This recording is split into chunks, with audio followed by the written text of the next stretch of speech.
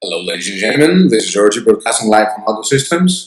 Unfortunately, this year, due to the COVID situation, we cannot meet live here with my friend George. We're going to talk today about being less sure, I guess. A few words about Algosystems to start with. We're an integrator with a solid presence of 34 years in Greece and 7 years in Qatar. We have offices in Athens, Greece, and Doha. Apart from the core ICT and cybersecurity business, we're a good few into business software, automation, control, and metrology. Since 2018, we own our very own security operations center. We're a good bunch of 100 plus people, and we actually can cover every cyber matter with our very inclusive and extensive portfolio of products, partnerships, and services. A few words about myself. I'm Argy. You can call me Argy. I'm the Chief Information Security Officer for Algosystems and the membership chair for the ISO Hellenic chapter. I'm also a Delta Force alumni and published poet. I hold several certifications in the cybersecurity field and have been deployed in several countries around the world, mainly for business purposes.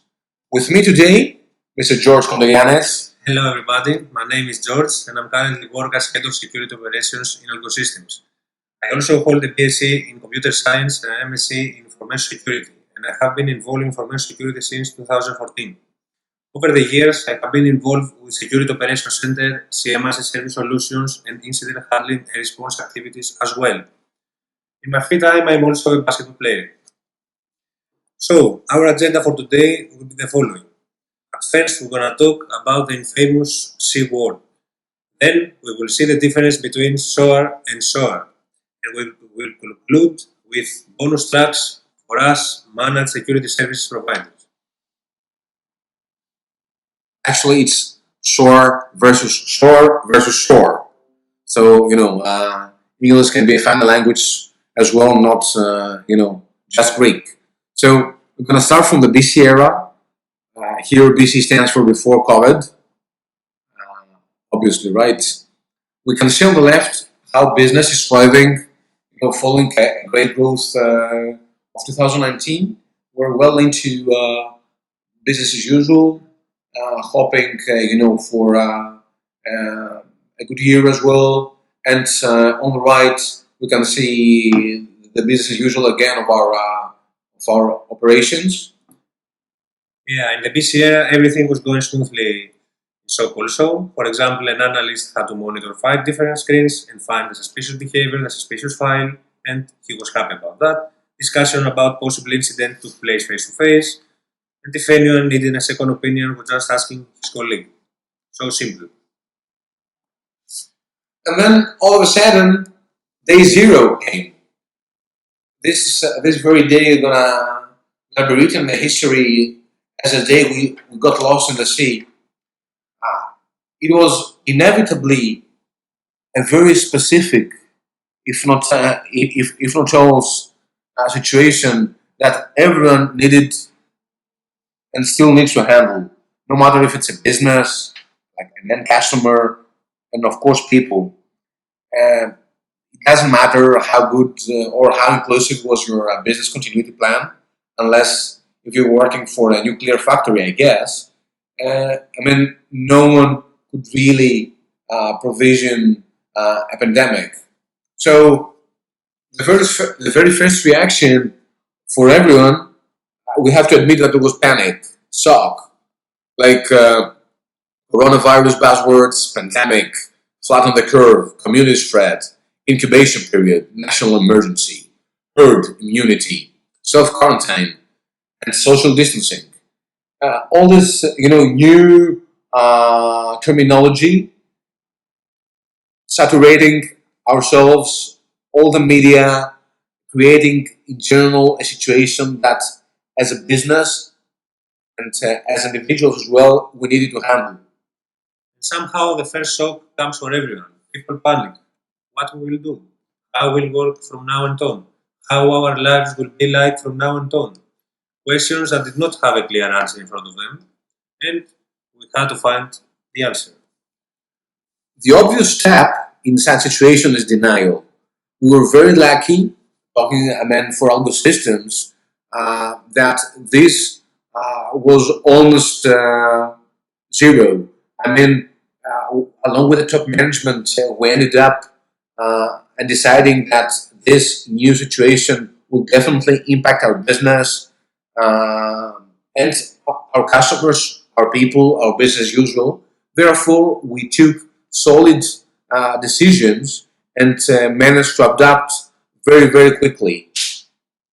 There has been hesitation and distrust of whether we will meet the high demands of the situation. And the question were as follows: how to stay productive while keeping in mind that we need to keep all the necessary safety precautions for our health? How will customers react to all this? Inevitably, we burst into the negotiation era. Myself talking about the business, start having to handle all the employees and the analysts and the operators, everybody, everyone is an employee. We start dealing with the obvious situation of, hey, I need to use my personal laptop and mobile to get access to corporate data. And we're saying, yeah, sure, we need to enforce mobile device management. How to deal with the dangers of home networking.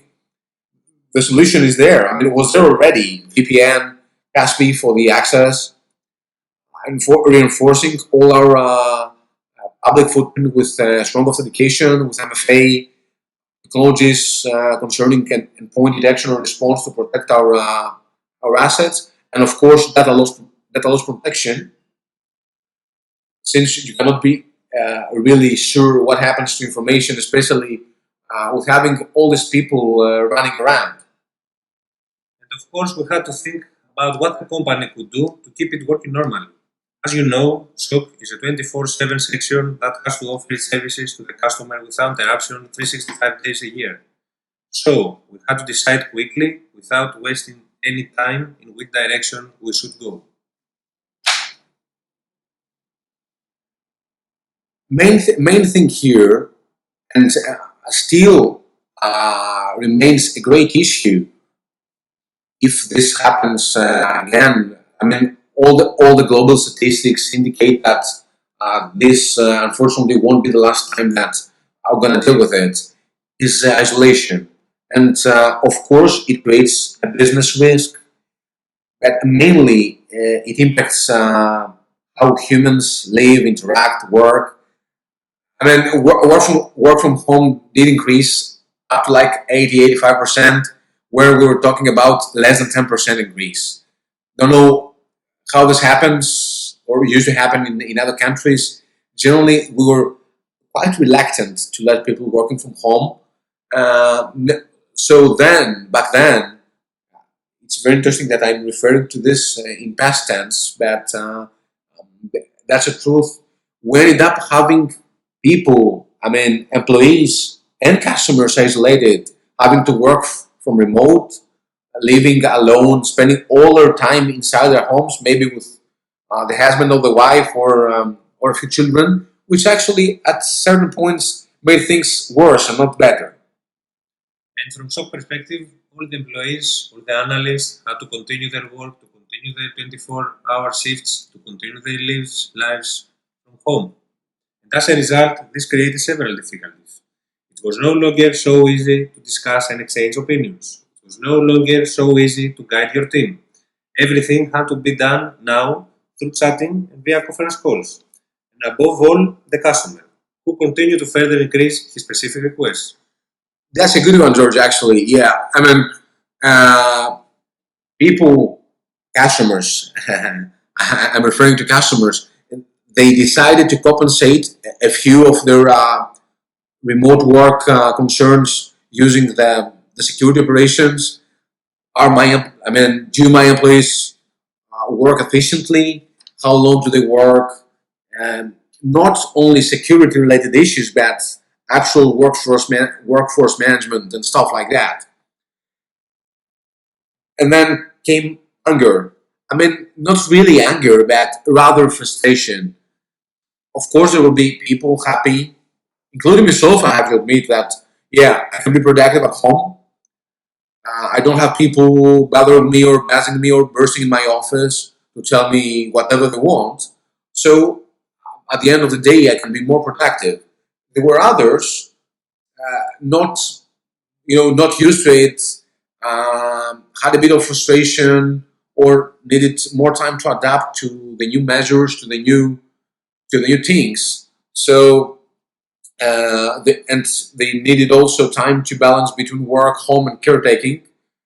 It doesn't really matter if you wear your PJs for 2 months in a row. You still need to cook. You still need to tidy your home.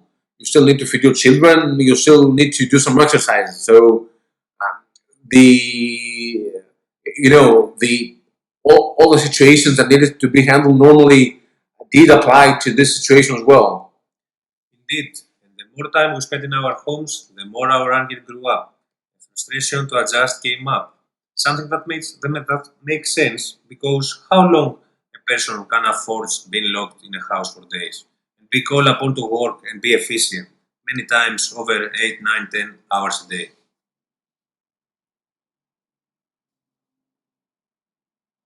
Hopefully, and being here, I'm actually very close to George at the moment, sitting next to him.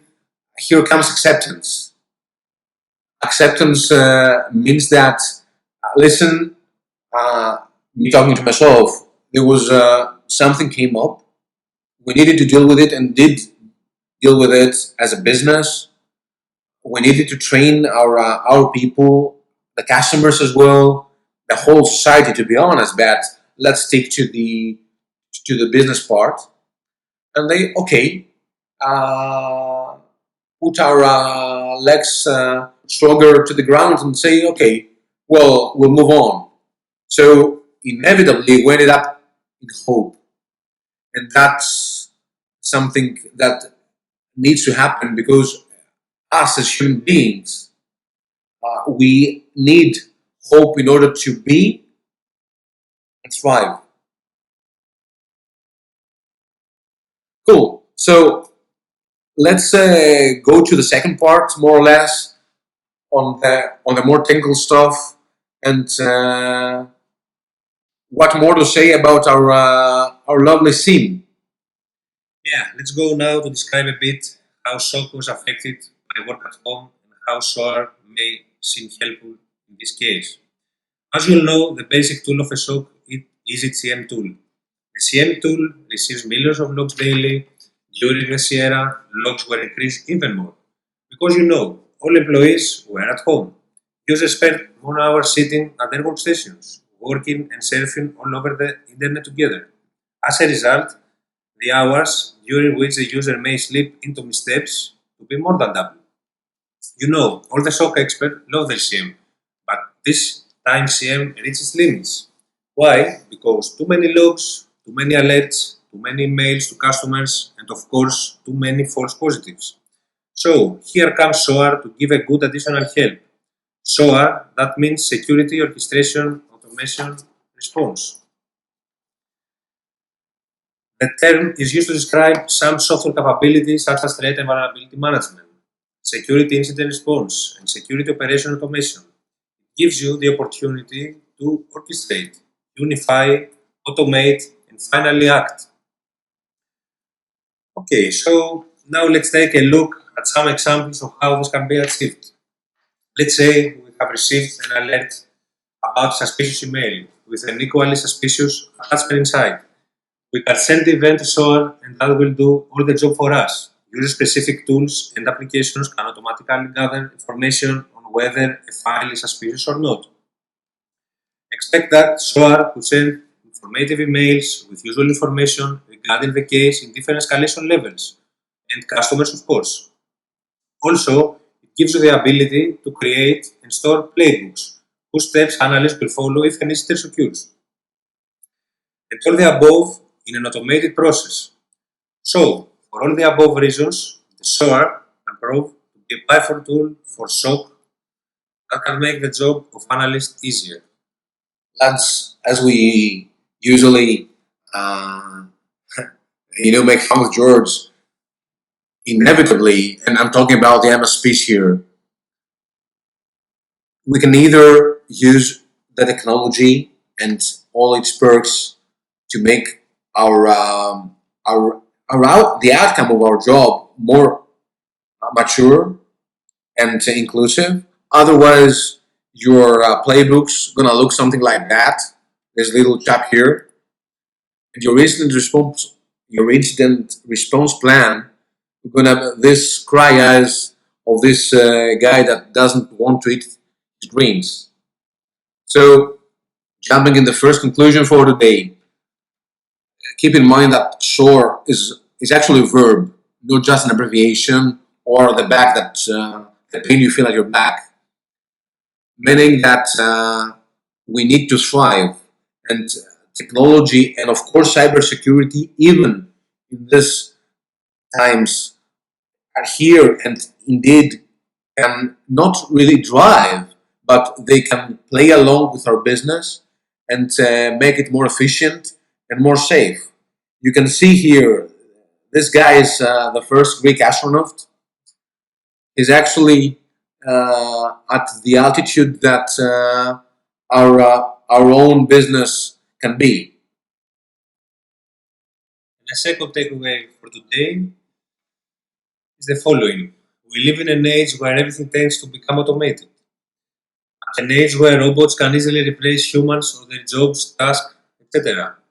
So, don't leave your analysts on a low level, don't robotize them, but let them evolve and develop themselves. Let them be all they can be. Thanks a mil from George and Argy. Have a good one and stay safe.